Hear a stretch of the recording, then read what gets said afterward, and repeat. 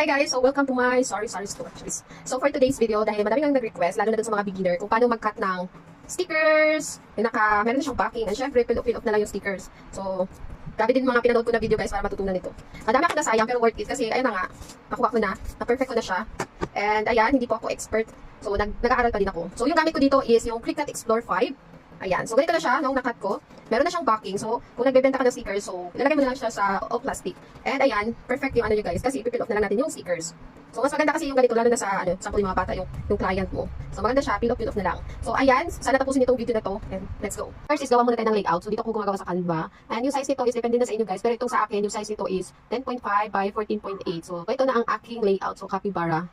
So, mag-duplicate lang tayo guys ng dalawang beses. So, dalawang beses ha. So, the first one is tanggalin natin itong mga itira natin yung sticker mismo. Ayan, itira natin yan siya. Tanggalin natin ito. So, ayan. So, ito na lang siya natira. And the second one is, yung tatanggalin naman natin is yung stickers. Ayan. So, sa second is ito yung itira. Sa first is ito. And isave nyo siya na naka-PNG. And with a transparent background, lalo na ito sa stickers. So, dapat naka-transparent background din siya. So kapag naka-save na kayo, so syempre open na natin itong ating Cricut Design Space. Mag-open lang tayo ng new project. So, blank canvas. And dito, ayan, hanapin nyo lang dito yung may upload na option sa baba. Ayan, dito. So, upload din tayo ng image. Dahil print and cut tayo, so dito tayo sa flat graphic. So, ito na siya. And upload pa natin yung isa. So, ayan, okay na siya. So, dahil, ayan, naka-red siya dito. So, the image is too large. Kailangan muna natin siyang i-adjust. And kung wala pang outline yung stickers niyo guys, pwede siyang lagyan ng outline. Sa akin kasi is naka-outline na.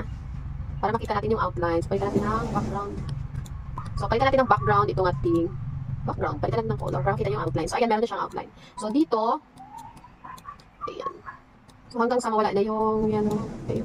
So, dito sa ating backing guys, so, duplicate nyo siya ng 5 times or 4 times. Basta naging 5, 1, 2, 3, 4, 5. Basta 5 yun siya. Tapos, ayan, highlight nyo, then, align, center, and click attach. So, para mabuo yung 5. So, yung purpose ng pag-duplicate natin ng backing is para 5 times din na i-cut ng machine. Para sagad talaga yung pagka-cut niya kasi ito nga yung magiging die cut natin. Next naman is itong stickers. So, ipagkasya lang natin siya dito. And kapag satisfied na kayo, highlight nyo ulit, then attach. So, ayan, buo na siya. And syempre, maximize natin yung size ng A4. So, duplicate natin kasi dalawa yung gagawin natin or dalawa yung ikakat natin. So, ayan, dalawa na siya. So, highlight ulit, then attach. O, ayan, buo na siya. So, pwede natin siya palakihan o paliitan, depende sa inyo. So, sa akin, gusto ko dalawang sticker yung magkakasya sa isang A4. So, palalakihin ko lang siya. Yan, depende sa inyo ha. Basta i-maximize natin yung, So, kapag satisfied na kayo, click nyo lang ito, make.